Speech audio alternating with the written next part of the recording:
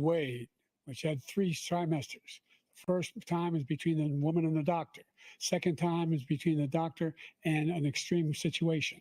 The third time is between the doctor, between the woman and the state.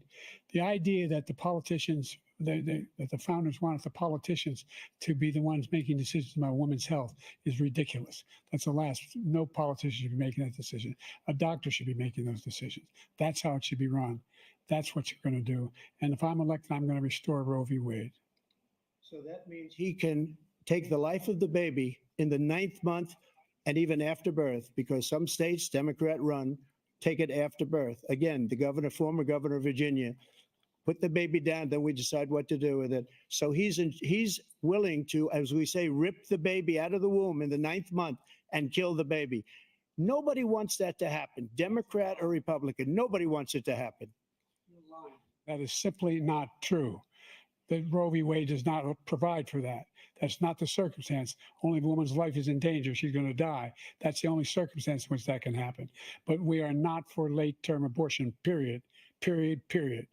Under Roe v. Wade, you have late-term abortion. You can do whatever you want, depending on the state. You can do whatever you want. We don't think that's a good thing. We think it's a radical thing. We think the Democrats are the radicals, not the Republicans. For 51 years, that was the law. 51 years, constitutional scholarship said it was the right way to go. 51 years, and it was taken away because this guy put very conservative members on the Supreme Court. He takes credit for taking it away. What's he going to do? What's he going to do, in fact, if the MAGA Republicans, he gets elected and the MAGA Republicans control the Congress and they pass a universal ban on abortion, period, across the board at 6 weeks or 7 or 8 or 10 weeks, something very, very conservative. Is he going to sign that bill? I'll veto it. He'll sign it. Thank you. Let's turn now to the issue of immigration and border security. President Biden, a record number of migrants have illegally crossed the southern border on your watch. Overwhelming border states and overburdening cities such as New York and Chicago, and in some cases causing real safety and security concerns. Given that, why should voters trust you to solve this crisis? Because we worked very hard to get a bipartisan agreement that not only changed all of that, it made sure that we are in a situation where you had no circumstance where they could come across the border with the number of border police there are now. We significantly increased the number of asylum officers, significantly. By the way, the Border Patrol endorsed my position.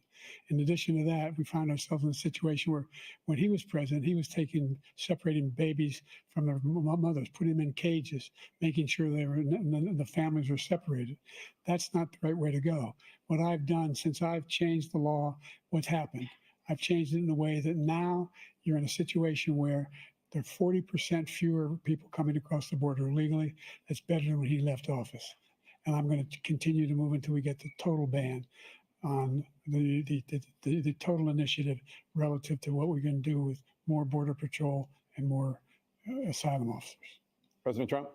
I really don't know what he said at the end of that sentence. I don't think he knows what he said either. Look, we had the safest border in the history of our country. The border, all he had to do was leave it. All he had to do was leave it. He decided to open up our border, open up our country to people that are from prisons, people that are from mental institutions, insane